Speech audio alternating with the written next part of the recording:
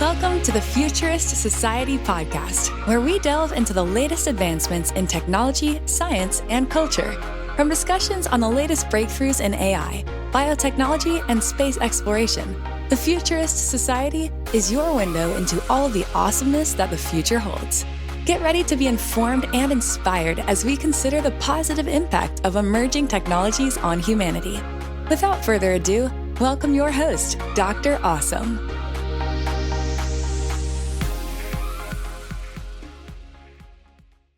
Hi, everybody. This is Dr. Awesome, part of the Futurist Society, where we are broadcasting from the present and talking about the future. Today, I have Keith Teare, who is CEO of SignalRank, which is using artificial intelligence to invest in technology companies that is pioneering the growth of technology throughout the tech sector. And so I want to make sure that we give him his full due. He's been a pioneer in the internet. He has sold a number of companies and has been involved with a number of companies that have really gone on to do a lot of amazing things. And he's in the heart of it all in Palo Alto. So without further ado, Keith, tell us a little bit about yourself and technology that you're working on right now. So I'm British by birth, lived in Palo Alto for almost 30 years now. Moved here after starting Europe's first internet service provider in 1994. It IPO'd super fast, 15 months from formation. It was a public company. That was the luck of timing. The internet was taking off, just about taking off in 94 for consumers. By the end of 95, you had Windows 95. We were the partner to Microsoft for that launch. And then we IPO'd in early 96. Moved here soon after that because there's nothing harder than doing a tech company in England where the risk appetite is super low. Mm-hmm. So, by contrast, I actually spent some time in New York merging one of my companies with an American company, figured out the US was way more into risk than the UK. I actually spent some time in Harvard Square. That's right in my backyard. Right. So the merger was between Siberia Cafe, which was my company. It was the world's first internet cafe before there were any. And Cybersmith, which was the second one. It came up in Harvard Square. Students used to go there to use the internet. And we were merging. And I worked with Allen and Company, the bank. They put me on a private jet on day one and flew me to Sun Valley. And in England, my accent is very working class. England's very class divided, and regional accents give away your birth in a way. And I'm from Yorkshire, definitely very working class. So in England, people didn't really want to support me. I went on this private jet and I was like the center of attention. I thought, I've got to live in America. America feels more like home than England. So I moved here in 97, been here ever since. I did a company called Real Names. Real Names was, the internet's all in English back then. So if you didn't speak or read English, you couldn't really use the internet because you needed to type URLs that use Latin characters. So Real Names was creating web addresses out of every language in the world. Chinese, Korean, Japanese, you name it. Was also very big, became a unicorn in late 1999, which was only 2 years after launching, and filed for an IPO here in the US. And I've been in Palo Alto ever since. I've 3 boys who were born here. They all think I speak with a weird accent. And I've been in tech ever since. I co-founded TechCrunch, which probably some of your readers read. I never worked for TechCrunch. And I never worked in it. Me and Mike Larrington, who was the guy who ran it and was the founder, created it together in an incubator we co-owned called Archimedes. And I was kind of his mentor, I guess. So TechCrunch sold. And since it sold in 2010, I've focused on looking at venture capital from the point of view of a technologist. Venture capital is kind of a cottage industry. It's almost like an artisan industry where individuals who have the reputation of being good at picking companies dominate. And, the idea that you could use data to improve on them, not to replace them, but to improve on them, is kind of alien to them. It's really weird. They think data can improve everything. except for venture capital, where it's, expertise and skill. So I kind of disagree with that. So SignalRank is, it's an AI system, although I will tell you, I hate the label AI because it's this catch-all word that describes lots of data stuff that isn't actually AI. And I personally don't think SignalRank is AI, but you've got to use the label the market wants. So we use that label. SignalRank is really data intelligence applied to investing, and it scores investors. Why does it score investors? Because a little bit like you look at coaches that run teams, there's a bigger signal as to how good the team is based on the coach than there is on the players. Well, in venture investing, there's a bigger signal based on the investors than there is on the companies. And so we score investors across many years, across all stages of venture, and we apply those scores to real-time investment decisions, and we score funding rounds out of them. So our funding round scores tell us what the top 5% of funding rounds are: A rounds, seed rounds, B rounds, C rounds, D rounds. It doesn't matter. And we then procure capital to put into the highest scoring ones. So it's my set of algorithms. I even coded them, which I haven't done for a long time. Last time I coded was probably 30 years ago, and it works. We did a. I'm sure. Yeah. We ran a competition. That's really exciting because I feel like artificial intelligence. I agree. It's this catch-all term, and it's based on computer learning something. But I think what the real value of data right now, the lowest hanging fruit for data right now, is the collective intelligence between a number of people. And like quorum, which is the prediction model where it pulls like a whole bunch of different people and it bases its prediction based on that. I think expertise is something that you can quantify and then build on, and you get this like hive mind that is much more knowledgeable than just the individual person. So especially in medicine, where I'm getting a lot of these kind of new technologies delivered to me, that's something that I look at as, rather than basing your decision on one doctor's expertise, you do it from like 100 doctors.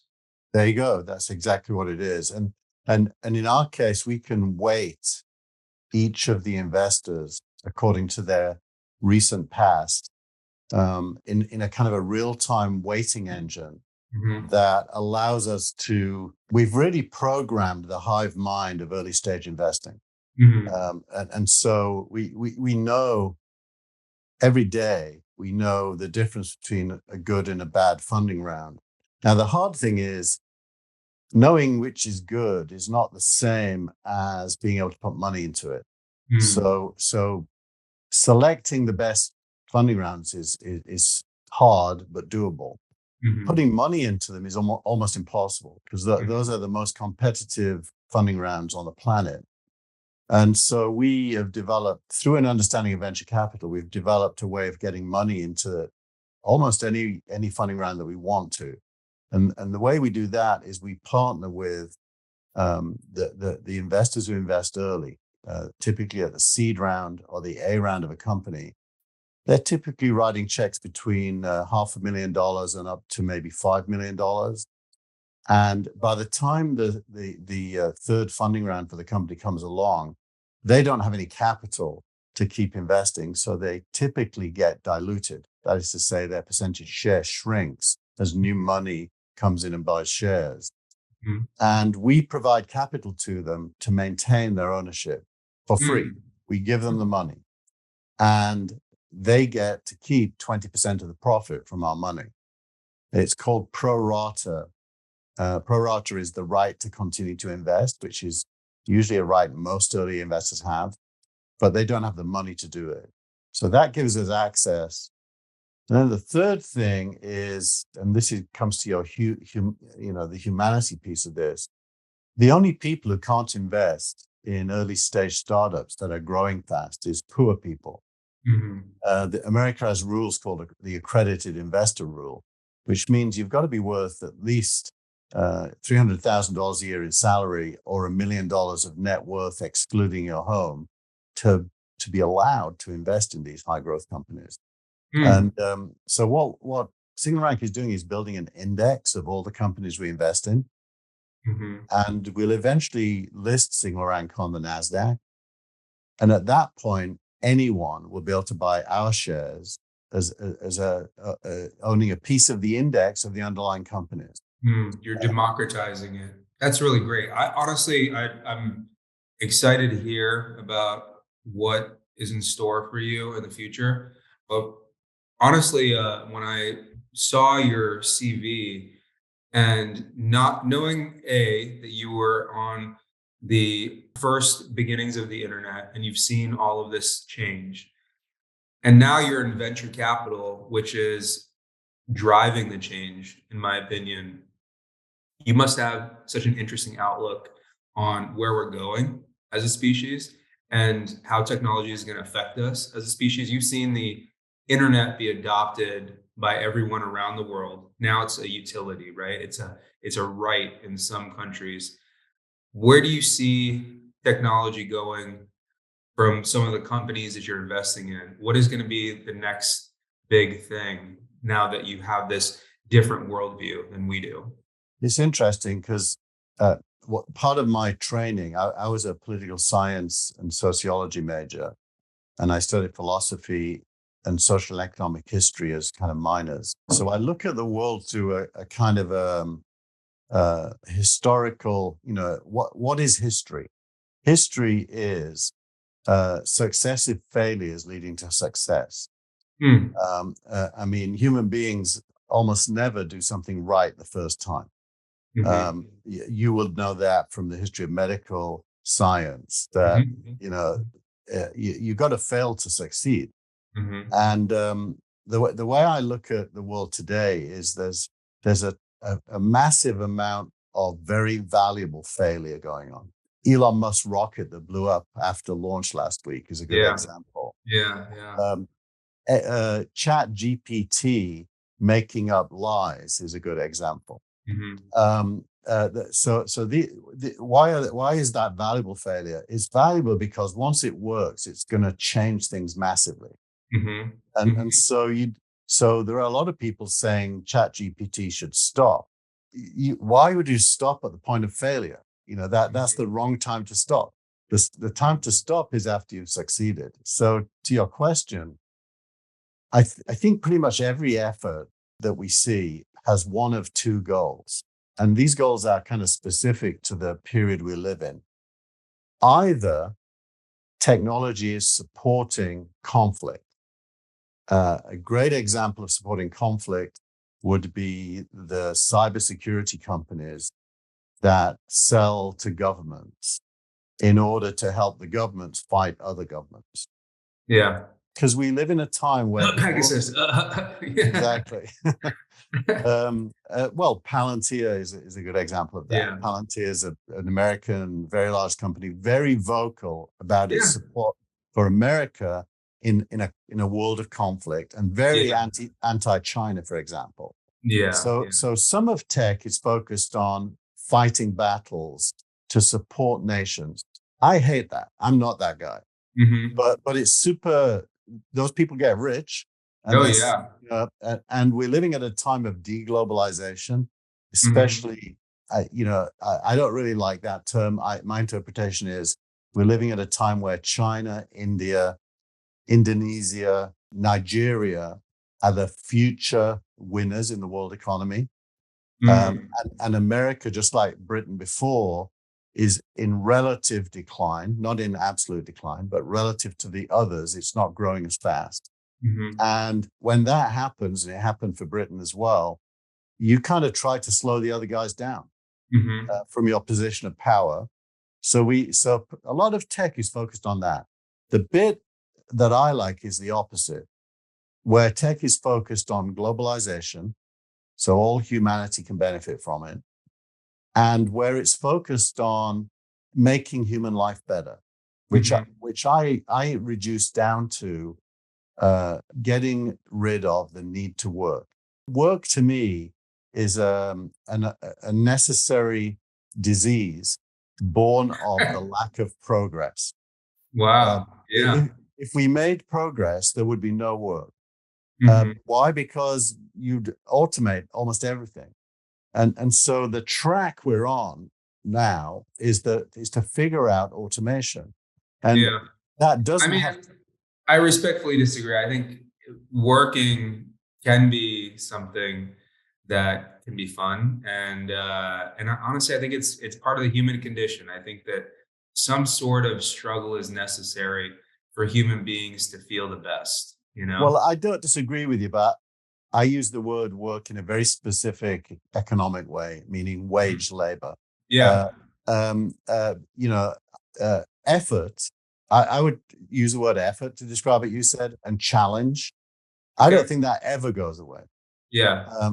Like you, I have a hobby. I've got a nice camera here. I can stream.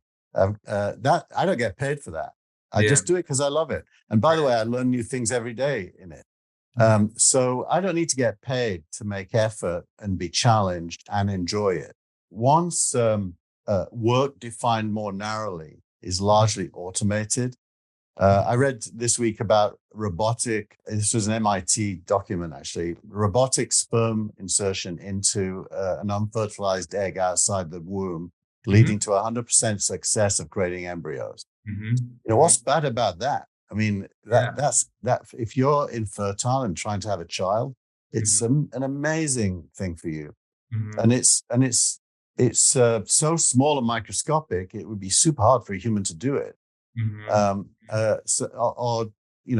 Chat GPT is already doing that in the bits that are where it excels, which is complementing a human being by doing some of the work they would normally spend time doing. I use it for coding. Uh-huh. I don't code in Python. I can code in a language called Hmm. SQL. Hmm. But my team wanted some Python code, so I described to ChatGPT the problem, and it gave me the Python code for the problem, and it worked. And Mm. and it took 5 minutes. And so I think automation correlates to that human desire, which we can look back in history and see it's ever present, which is Mhm. the desire to reduce the working day. Mm. Mhm. No one's ever said I want a longer working day. So that's what I Maybe mean. Elon Musk does, just to get more Yeah. time in the day. Absolutely. Yeah. Yeah. If he could figure out how to stop sleeping, he would do it. Yeah, for sure. I think a lot of us would, but I like a lot of what you're saying. How technology, and this is something that I tell a lot of my guests, is that I look at it as a tool. It can be used for good. It could be used for bad, and I hope that uh, the opportunity to use it for good, people get excited about, because that I do get excited about. I would love to not have to work every day. I would love to do what I do just for the love of it. But I think that there was a lot of steps to that. I hope that Yeah. automation is going to make our lives easier. I think there's a lot of science fiction that shows that robot butlers and everything like that would lead to a more pleasurable experience. What are you most excited that is in the pipeline right now? Like what do you look at and you're like, man, I can't wait till that gets to Yeah. fruition.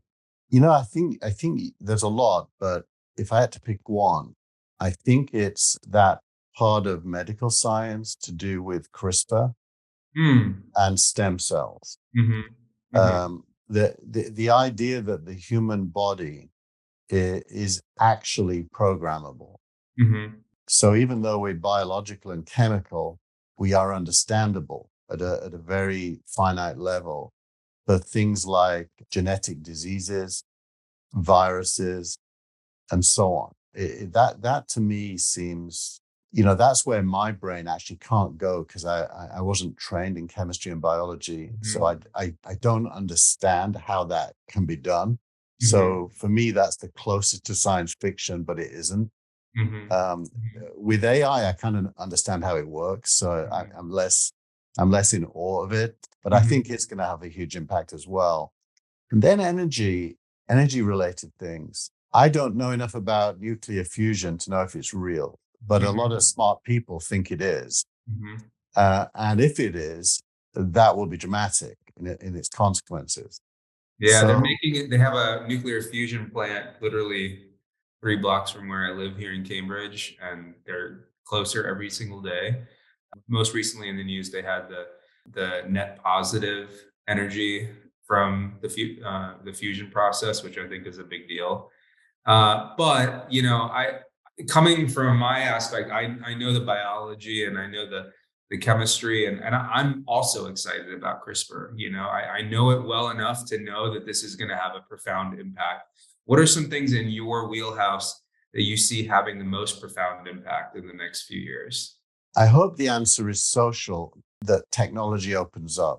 Hmm. Sam Altman, the CEO of OpenAI that did ChatGPT, he has a second project called WorldCoin. And WorldCoin is an answer to the question, how will people live when there is no longer jobs? Which is obviously a long-term question.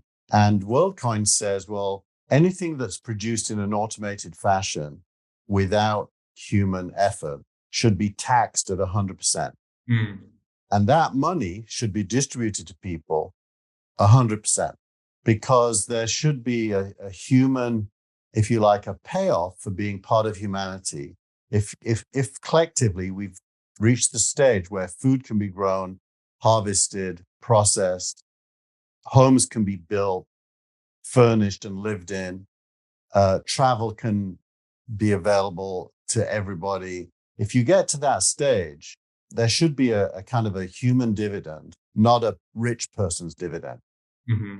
And so Sam Altman, who's a billionaire, is building this thing, WorldCoin, to make sure that he does not stay a billionaire if automation happens. And it's part of something that's quite popular called universal basic income, Hmm. which I know in Boston there's a lot of people talk about, especially economists at Harvard, Hmm. which is how do you distribute the benefits of progress to the whole human race, not to a small number of rich people. Hmm. And that, to me, firstly, he deserves credit for even thinking about it, because he could just sit there getting rich. I guarantee Mark Zuckerberg isn't thinking about it. I don't think Elon's thinking about it. So he's put something on the agenda. He's even addressed some of the challenges, like how do you stop people stealing money by claiming twice? And Hmm. they've got this thing called the orb, which is a retina scanner that validates 100% that you are you and there's only one of you. Uh, Hmm. and they put the results of that into a mobile device, which can then, validate that wallet on that device is owned by that person and only one of them. So there's some very real work going on there, and it sounds really pie in the sky, almost science fiction. There's a great science fiction book that was written in 1939. It's called For Us the Living. Hmm. And it's a famous American sci-fi writer. I'm blanking on the author's name right now in my head. But if you type in "For Us the Living," you'll find it on Amazon. It was a book he wrote and remained undiscovered until he passed away, and his beneficiaries found it, and now it's published. And in that book, written in 1939, there is the concept of somebody dies and wakes up in 2083. And when they're saved by a woman in a forest in California, who takes the person in, and it's a Friday night, and she switches on a flat screen on her wall and performs a dance that she's been performing, learning all week, and she gets paid credits by the viewers for the Hmm. dance. And the credits come from something called the human dividend. By 2083, in this sci-fi, every human being gets this. And it's amazing to me. That's a mind fuck right there. Yeah, I mean, the social credit score is something that sounds like that would be a whole host of other social issues. Man, I think that's going to be certainly interesting. I'm very interested in the post finance world, right? another science fiction that I follow is Star Trek, and that's the goal. That's their utopian society where they don't have financial issues anymore. And when you work, it's out of a labor of love. And I hope that we get that kind of future. For me, when I look at what I get most excited about coming out of your industry is the low hanging fruit. I can't wait until I have a robot butler. I can't Yeah. wait until I don't have to remember about watering my plants anymore. And that butler just does it for me. And I get the benefits of beautiful plants that are in my house. I can't wait until I have an artificial assistant where I can just talk to them like a normal person, and like Alexa, it's just omnipresent. And I love the amount of data collection that's happening in Silicon Valley right now, and distilling that into tangible benefit for us as human society. Those are the things that I get really excited about. Can you comment on any of those that you get excited about? Yeah, I got super excited about vertical farming. Oh Uh, yeah, me too. Vertical farming. I was one of the first investors in a company called Infarm, which, Okay. which was created by two Israeli brothers and the wife of one of the brothers Hmm. living in Berlin. So Hmm. they're kind of world Israelis, and figured out how to use hydroponics and light and heat to replicate the growing cycle of a lot of different varietals. So each one needed different things. And so they basically learned how to optimize for taste and growing cycles. So it was very scientific. They did it first on small scale. When I met them, they had these growing units that could fit in a supermarket. If you go into any Kroger's supermarket today in Canada, you'll find their stuff. So they still have that. But my intuition was that growing food was a societal issue, not a retail issue. Hmm. And that what they really needed would be to grow at scale indoors, meaning that every square foot of land could be turned into as many tiers that you could build on that, so that the amount of earth you needed to grow a certain amount of lettuce, let's say, is Hmm. much less. Yeah, Uh, and it becomes a three-dimensional plane as opposed to a two-dimensional plane, which is what farmland is, right? exactly. And Plus, I you get rid of transport. right, You no longer have to do transport. You get yeah, rid of pesticide. You get rid of all the bad stuff that yeah, poisons the land, yeah. fertilizers and such. You get rid of all that. It's just pure water with nutrients. Hmm. Hmm. I And actually had one. I had have you heard of the company Garden, Gardyn?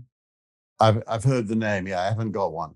So I bought one. It's what you're talking about. It's a hydroponic setup. I was surprised by just the amount of biomass this thing created. It's probably 5 feet by 3 feet, and maybe 25% of that is a reservoir of water. So you're really only getting maybe like 5 feet by like, or maybe 4 feet by 3 feet. But the fact of the matter is this thing produced so much food that me and my wife could not keep up with it, Right. and the taste was as good or better than anything that I had in the grocery store.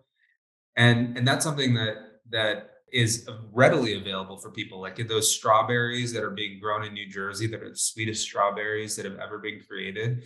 Yeah. They're charging $20 for like this artisanal strawberry process, but it's so different. I don't know. Have you had any of those at all? Yeah, I have. And in farm do strawberries, they do mushrooms now. They claim they're gonna they do tomatoes. So yeah, no, it's amazing. Uh, however, and this is kind of interesting, since the stock market for tech corrected last year, and this is a private company that's raised close to $1 billion already. It's super expensive to build out these farms.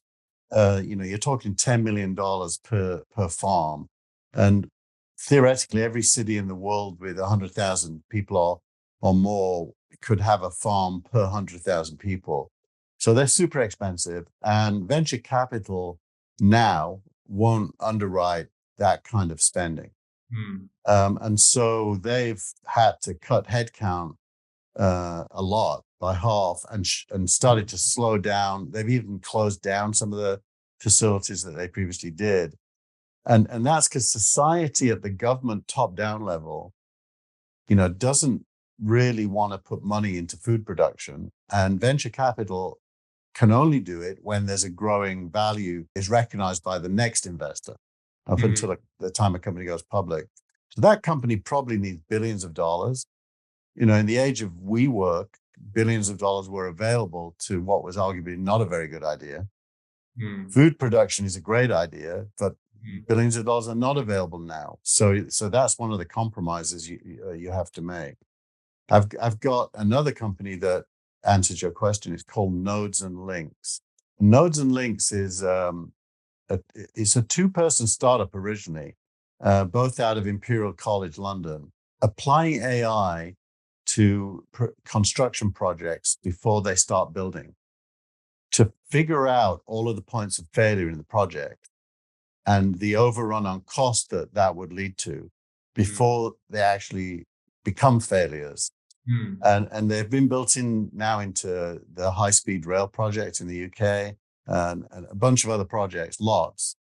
And they're literally saving billions of dollars of money, but also lots of time and energy to complete projects on time. And that seems to be a very current use of AI, which is there's so many variables in those projects. It would be real hard for a human being to see the points of failure. Absolutely. Yeah, I think that kind of increase in efficiency is happening across all different industries, and that's leading to a real change in our idea of what is available immediately to us. The Amazon concept of immediacy, me getting something in the mail that day or the next day, has really changed at least first world society, in my opinion, to really have this appetite for things done faster. I mean, I know that that's something that is probably second nature to a lot of people in your industry, but I don't think it is necessarily the case when I think about all industries. I think there's some industries that are still, like surgery, for example. It's not the speed is not the most important thing. The complexity of the surgery, I think, is the most important thing. That's what's driving innovation in that sector. But point being is that I think that there is a lot of stuff that's happening more efficiently now, and there's an appetite for that, for getting into industries that you normally would not expect that to happen, right? Like construction. You just know it's going to take a long time. And the fact is that bringing down that efficiency is something, when my daughter's generation, they might be able to get into a house the same day, like a fully built house by robots or something like that. So what is like the biggest efficiency change that you're going to see in different industries that you're exposed to? Like some stuff coming down the pipeline that maybe myself that's not in that space where technology is making these industries more efficient. What are some industries that might be most affected by that? I think in your industry, it's going to be diagnostics. Yeah. I think diagnostics will largely cease to be human driven. It may still be human monitored because of regulatory reasons, but even that, ultimately, there'll be a lot more trust over time. And I think the reason I say diagnostic, it's where human expertise is required, but is disruptible. And I think in the media, there's going to be a lot of that. So if you work in media and you are a copywriter or an editor, if you're putting together movies, either documentary or otherwise, if you work with visual media, I think there's going to be so much. A non-expert is going to be able to create stuff that previously required an expert. So the first jobs that are vulnerable are actually high-paid expert jobs, because that's what machines are going to be super good at. Yeah. and not low-paid manual jobs. Why? Because robotics is a little bit behind artificial intelligence. Hmm. As soon as those two are become the same thing, Hmm. then you see a whole bunch of other, like there won't be a guy picking up your garbage anymore.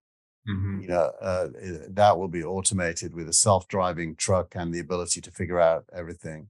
Hmm. They're pretty close to that already. Yeah. Computer vision is a little bit behind other AI. Hmm. So real-time computer vision is super good. I worked in it 10 years ago, and it was challenging to identify objects, for example, especially in different lighting conditions.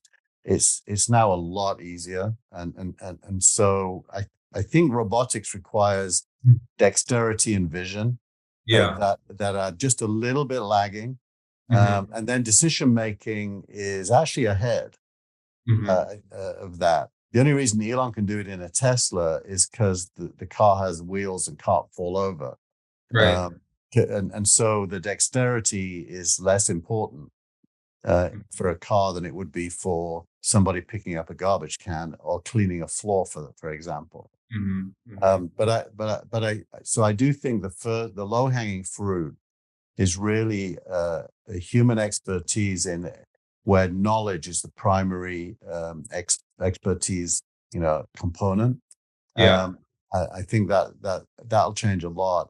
I mean, even for Absolutely. you, I don't think your job, being a surgeon, you already know you benefit from all these tools that improve your eyes and your hand movement. Right. I Uh, certainly think it's future proof for the next 50 years or so. Like, I don't think that I'm going to have any difficulty with AI taking my job. I don't think that robotics are there yet from a surgical perspective. But, I think eventually that may be the case. I think that the human component can only get more and more better augmented by these things. And I just think replacement may or may not happen for surgery. It will probably happen for things that are purely diagnostic, like a radiologist might be a thing of the past. yeah, But I look at it as it's certainly going to make the surgery better. I'll tell you that right now. Surgeons, the height of his career is usually in his 50s. That's where you have all of the wisdom, you have all of the hand skills, which I think really separates us from machines. All of the vision, all of that stuff is still not being detrimentally affected by age, but it would keep your hands super steady. You might be able to operate at smaller and smaller capacity. And I think that that's something that is certainly future proof. But I am still excited about it. I don't think that radiologists will just be done away with. I think they're just going to transition into something different. And that kind of doomsday thinking where this robot is going to take my job, honestly, I just don't think it's going to happen. I think human beings are too valuable. And especially if we program them correctly, which I'm hoping that we will. Like, I look at Isaac Asimov's 3 laws of robotics, and to me, that's a shining example of how to do it right. What do you think that should be plugged in to the software going forward so that we don't get a lot of these social issues that people are worried about? I'm less worried than most people about that because ChatGPT's been very controversial. There's a guy called Gary Marcus that I debated on National Public Radio about whether it's a good or a bad thing. And Gary's an AI expert, and he's against it because he's an expert in a slightly different field of AI, that he sees it as the wrong path to artificial intelligence, if you will, and prone to error because it's really just sucking everything in, and because of that, it can only be as good as humanity, and it can't be better than humanity most of the time, and so it'll make a lot of the mistakes a human being will make. How many times you've been at dinner and somebody says a fact that is wrong? Quite Yeah, often, right? yeah, yeah, yeah, uh, absolutely. there's another novel Did you know called that Go. 73% of statistics are made up right on the spot? There you go. Yeah, I do really. And funnily enough, I believe that that's true. even though it's a joke. Anyways, so yeah, so these things they're not independent beings. They're controlled by their software, and they're limited by their constraints. So, for example, right now, ChatGPT isn't even connected to the internet. There are some people connecting it for there's something called Auto GPT, where you give it a task like, I want a 2-week holiday in Jamaica in June. I want to stay in an Airbnb and I want blah, blah, blah, blah, blah. And Auto GPT will do all the individual things needed to form a 2-week plan and make bookings and do the whole thing. But it's very specific to that set of tasks. So I'm not really worried about this like runaway. To be honest, I don't even object when ChatGPT is, to use an extreme example, when it's racist. The human race has racists, and it reads everything everyone writes. So unless you're an idiot, and when it's racist, you become a racist as well, which no one would. I hope not. Yeah, I hope you're right. Yeah. So the idea that we're all kind of empty brains ready to be filled by rubbish underestimates the human race. I think so too. When the Gutenberg press was first created, the majority of the books were created with the intention of finding witches. And that kind of disinformation has always been there, in my opinion. And I think the truth wins out. I think I'm an optimist in that regard. But also, I want to see that future when ChatGPT is able to do all these things. And I feel like the hesitance that you hear around artificial intelligence is real. But I don't think it's an existential threat. Do you think it's an existential threat? No. And I think the people who do, I said I studied political science. Well, there's a very famous Greek book, Plato's Republic. And in Plato's Republic, and you'd think the word republic means it's a good thing, but in Plato's Republic, people are deemed to be stupid. And therefore, he gives power in society to a group he calls philosopher kings, who are the clever people. And he basically says clever people should rule. Don't trust ordinary people with power. Right. And I think there is this prejudice, especially amongst academics who are opponents of AI, that they are super clever and you can't trust people with knowledge. And I think that's an inherently elitist point of view about people. Most people I meet blow me away with how smart they are, even from lowly beginnings, lowly origins. I don't buy the fact the human race is so vulnerable. Now, there is evidence I'm wrong, which if you read history in a certain way, you would say I'm wrong. How come Trump got elected? I mean, I hear what you're saying, but I think that if we look at the arc of history, we're trending up. I think that it's definitely, there have definitely been things that people have worried about, existential threats in the past, nuclear power being one of them. But I think that all in all, we're doing pretty good. But specifically with what you're talking about, with artificial intelligence not being an existential threat, I think that eventually it's just going to become a tool just like any other. I don't know if that is something that you feel like. Do you feel like that is going to gain consciousness? Some of these worries that people have, I just don't see it. But am I being naive when I say that? I think it'll gain understanding that benefits humans. It's not going to stay the same level of clever. It's going to get cleverer and cleverer. And that's good because its point is to serve humans and to make humans be able to turn their attention to things that it can't do. So it's the division of labor. I mean, it's the story of humanity is all about discovering ways to divide labor from hunters and gatherers through to today's where there's 10 million different kinds of jobs.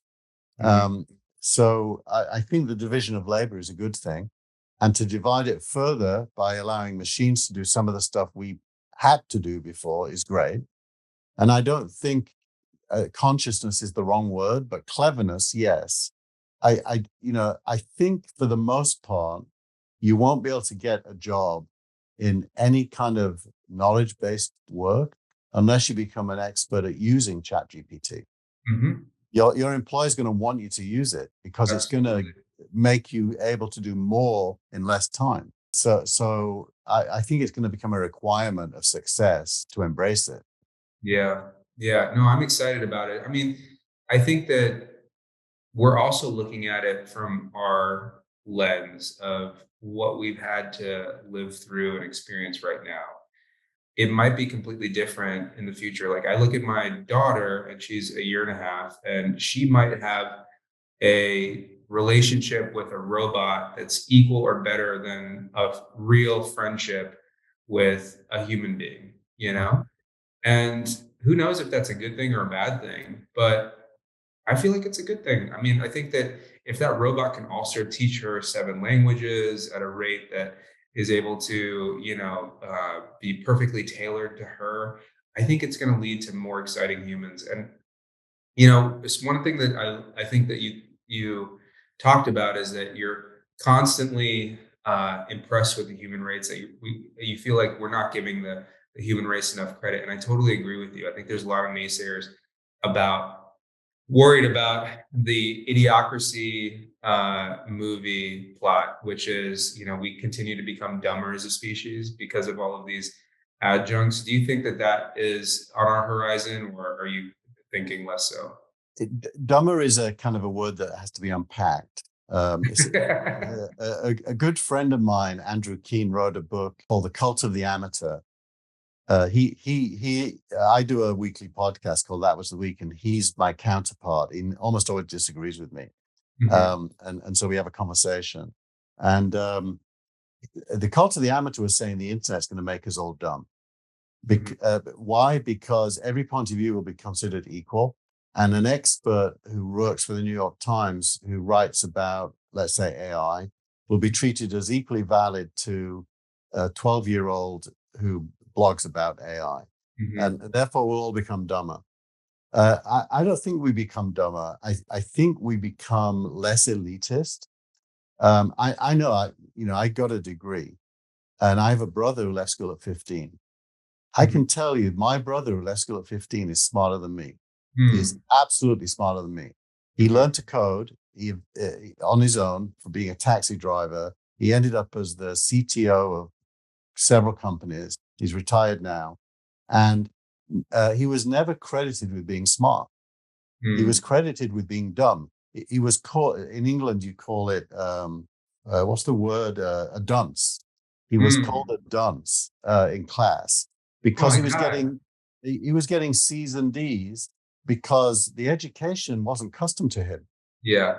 He was alienated from what they were trying to force feed him, but he Mhm. was super clever. And the way he knew he was clever, his jokes were always funny but sophisticated. Like you wouldn't be able to come up with these jokes unless your brain Mhm. worked in a certain way. Mhm. I did an IQ test yesterday, and I scored 99th percentile for abstract thought and pattern recognition Mhm. and visual acuity, Mhm. and I scored average for two other criteria. Mm. So what am I? Am I dumb or am I smart? We all have brains. They all work in different ways. People see things in different ways. So I don't think we're getting dumber. I think we're getting more tools to be smart. Now I can do math in my head because I never used a calculator. My kids can't. They use Mhm. calculators. Mhm. Does Mhm. that mean they're dumber, or does it mean they can use their brain power on the harder stuff, Mhm. where it's not just learning formulas by rote, but it's now, let's say, applied math Mhm. as opposed to just pure math? Yeah. I don't think there's not an easy answer to that. Yeah. I look at it that regardless of because a lot of the arguments for idiocracy is the fact that highly educated, successful people are having less children, and other demographics are having more children. Well, And that's true. That's true. they're worried about that because they feel like that's some sort of like uh, demographic dilution, or Yeah. something.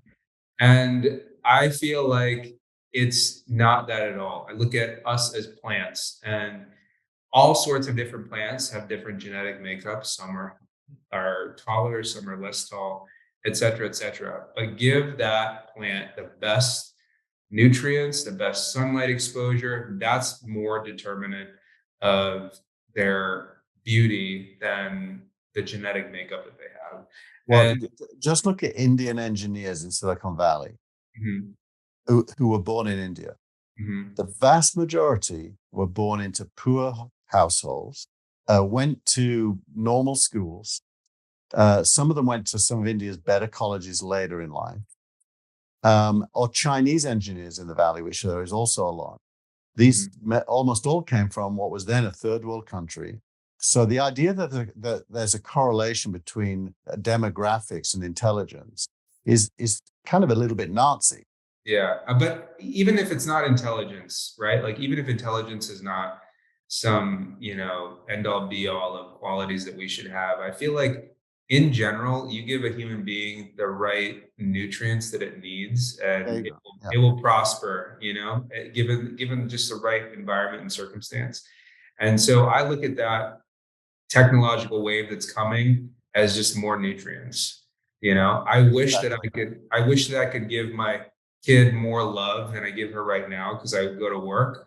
But if a robot can give her love and she can feel loved, I'm happy that she gets the nutrients that she needs to maximize her potential. Yep. Security, confidence, and a vision, an optimistic vision go a long way. If you grow up insecure with no confidence and you don't think you're going to achieve anything in the future, that becomes a self-fulfilling prophecy, even though there's no requirement for it to do so. And Mhm. and I see I've got three boys. My three boys are super different to each other, actually, which tells you how little parents have to do with it.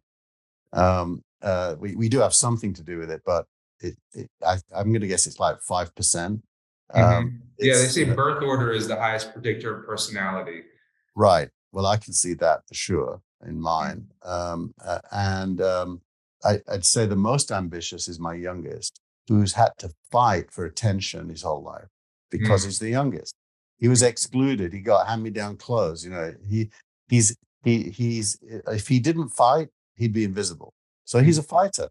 My mhm. oldest one, everything came easy. He's just graduating from Syracuse, computer science. He's cum laude, and he's never had a real challenge in his life apart from when a girlfriend broke up with him once and he was devastated. So Mhm, he's really never had a challenge. It'd be interesting. So he's super confident, but he doesn't really know how hard it can be. He's going to mhm, probably learn that. And then my mhm. middle one is basically wild child. Back in my era, he'd have been a acid taking hippie, listening to the Doors, Yeah. but because it's 2023, he's a white rapper, Mm, and doesn't care about school. He's the closest to me, actually, in terms of how he thinks about the world. When I mm, was his age, mhm. I was like him, and Yeah. and Were you a middle child as well, or? I was the oldest. Oh, okay. But I grew, I was like, in 1968, I was 14. And so I lived in an era of the world was your oyster. So, Right. discipline was not a thing. Everyone was a hippie, Mhm, and like you could do whatever you want, just choose it mhm, and go mhm, for it. So I chose political activism, anti-racism. I was not interested in work on money. I actually did my first company that was successful was EasyNet. And in 1994, when we started EasyNet, I was 40 years old. Oh, wow. So, I'd spent the previous 20 years writing books, organizing protest marches, making Wow. speeches in front of large audiences. I mean, I was pretty well trained at communications through that, but I wasn't interested in money at all. Yeah. Wow, man, that's awesome. So actually, we are getting towards the end of our time. There's so many different things that I wanted to ask you about when you were talking, but we only have an hour with you today. So I appreciate you coming on. So if you don't mind, we're going to get into the last three questions of the talk. So just your thoughts about different things that I was thinking while we were talking. So number one, we kind of alluded to a lot of science fiction. I'm a big science fiction fan. I would love to know what is like the when you think of the most influential science fiction book to you, the something that has either shaped your life or had a profound influence on you. What would you say that is? I think it isn't a book. I think it's visual arts. Mhm, I've watched Star Trek ever since the first episode, even the bad ones. Yeah, So that's a great vision for the future. I love the Star Trek vision. yeah, I mean the universal replicator, the idea that there is no nations anymore. Everyone on the Enterprise comes from different nations, speaks different languages, but they're all part of the same federation. Right. uh, Whether human or not human. I hate fake division. So for me, nation states have some good things going for them, like Mhm, they give you stability and structure, but mhm. they're really bad when it comes to separating humans from each other based on nationality. I really hate that. So Star Trek would be really up there. I read a lot of science fiction as a kid, and probably the one that two books appealed to me: 1984 and Animal Farm. So for different reasons, Animal Farm was like what goes wrong if you try to plan what every individual does. Yeah, and And it's I think it's just a textbook on power. Yeah, right. Like yeah, it's such an it's interesting book for so many different reasons. yeah, it's really about Stalinism. Mhm, And I actually read a lot of Marx, and I'm not anti-Marx actually. mhm, When you read Marx, you don't equate him to Stalin at all. Um, mhm, uh, but you have to read him to know that. mhm, Stalin, was a dictator, brutal dictator. The planners became the elite, and the elite governed everybody from the top down. And mhm, Animal Farm's really what happens. Some pigs are more equal than others. And then 1984 is, I think, more about capitalism. mm. It's surveillance society. If you've been to the UK recently, it is stunning that there is a camera every 10 yards. We absolutely live in a surveillance society where the population are assumed to contain a lot of bad people, and we should all agree to surveillance to stop the bad people being bad. But then we're all surveilled. And it's pretty hard to square that with civil liberties. Now, when you also join that to some of the social problems where the government isn't necessarily the good guy, I think racism is one of those. Then a lot of things are broken. So the idea of Big Brother, that could be the end of technology in the bad version of technology. Mhm. So I like 1984 as well. Yeah, I love George Orwell. I can't even. We could have a whole podcast about Orwell. The fact that he traversed the UK as a poor person, and just for a year, just lived as somebody that lived off the street. I mean, that to me, that's a writer that really has affected me as well. And Star Trek, I agree. I think Star Trek is our most realistic, best utopian vision. Yeah. I really hope that we can achieve those heights, and I think that I think that we will. I think when I look at the future, it gives me a lot of hope, a lot of optimism. I'd love to see those things come to fruition. You Um, you but you will really love the book I mentioned earlier. It's Robert Heinlein, the For Us the Living. Okay, I'll check it Uh, out. Thank you for recommending that. yeah, So one of the other things that we talked about is that you are investing in companies that are in the technology space. What is a company right now? And you feel free to disclose if you're have any controlling interest in them or whatever. But the fact is, I want to know what companies right now do you think are really changing the world for the better, Yeah. the species for the better? Well, I can't talk about investments that we're making because I'm not allowed to until they're Oh, done. Until they're done, and we're just making our first investments. Uh, so I won't talk about those. I think you can't really look beyond OpenAI.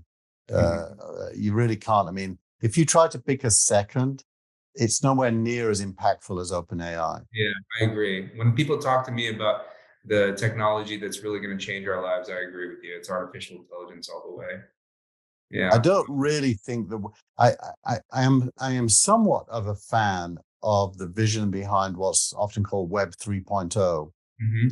which is Bitcoin, crypto, that kind of stuff. yeah, but not so much the coins. I'm interested in the governance structures.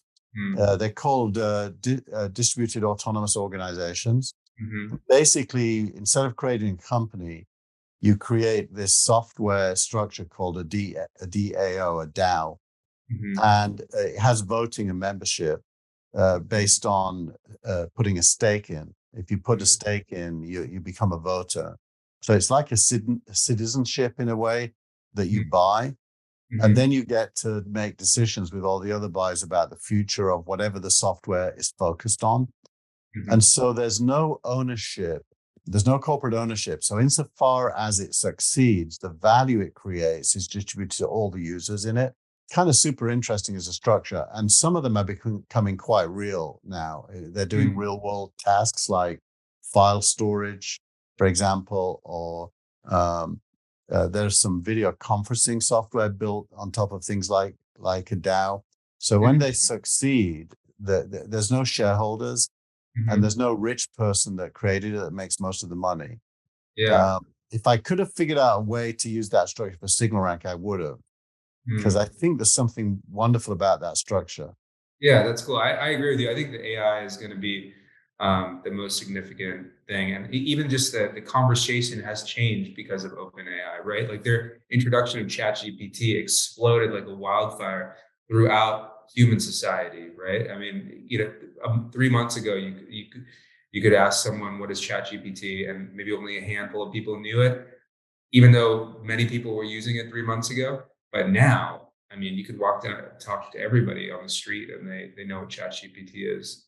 It's Right. really gotten through our consciousness.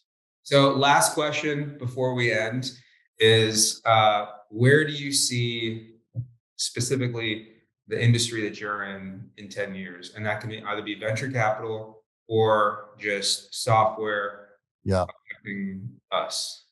I think venture capital is super challenged right now. So the most interesting part of the answer is how will they address the challenges? The main challenge is venture capital isn't a single asset class anymore. It's actually at least three different asset classes. And if you think of it almost like a train with carriages, and the front engine is a public company that's IPO'd that had a background in venture capital. And the last carriage is like two guys in a garage thinking up some new ideas.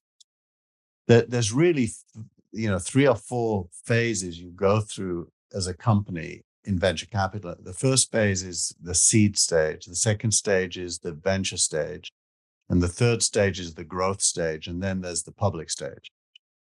And the people who play at each stage are totally different people with different amounts of money, with different interests. So if I put $50,000 into a startup at the seed stage, and then maybe I keep going at the A round and put in another 100,000 to keep my share, the guys who come in at the next stage want to get rid of me. Yeah, they want to own. If this company is successful, and most companies die in those first stages, about 70% die. Mm. If the ones that survive come through to the next stage, those investors didn't participate at the early stage. They didn't take that risk. Now, people like Mark Andreessen at Andreessen Horowitz wants me to be reduced in ownership so he can grow in ownership. So that's a discontinuity. There's a kind of a artificial conflict between investors. And the same happens at the late stage. So once a company gets to the fourth or fifth funding round before going public, people like Fidelity come in and they really want to own as much as possible. So there's all these discontinuities, and they're all driven by subjectivity and a little bit by spreadsheets. There's kind of a combination of facts and feelings. And what really needs to happen is that these phases become partner-based, where like a relay race, as opposed to competitive, so that the early people who take the risk get the reward that they deserve, and the next people and the next people get the reward they deserve, and everyone's happy that everybody did well. That isn't the way it is today. Yeah. So part of what I'm doing with SignalRank is bridging the first two phases. But when I give money to, let's say, a fund that did a seed round, in order that it can put money into a B round, I'm really helping that person be rewarded for the work they did before by not being wiped out by the next guys. So I think a better ecosystem. The nice thing about venture, which shouldn't change, is it's tuned to accept failure as a good thing. Venture capital is almost the only money that tolerates failure happily, because when success happens, it produces a lot more value than the money that was lost by the failures. So I think that has to be preserved and maintained. Clearly, 10 years from now, AI must impact venture capital. There's no way venture capital can be immune to AI. And almost no venture capitalist believes that's true today. There's a denial. So I think the biggest change is individuals are going to be supplemented by data and AI, not replaced, because they're a bit like a surgeon. Their role is still valuable. But as an individual, they're way weaker than an individual plus AI. Man, it was so nice talking with you. Really interesting stuff that we talked about today. But we have to end it here. Thank you guys for joining us. Keith, it is a real pleasure. I had a great time today. But for those who are listening, just remember, we're going to see you guys in the future. Have a good one.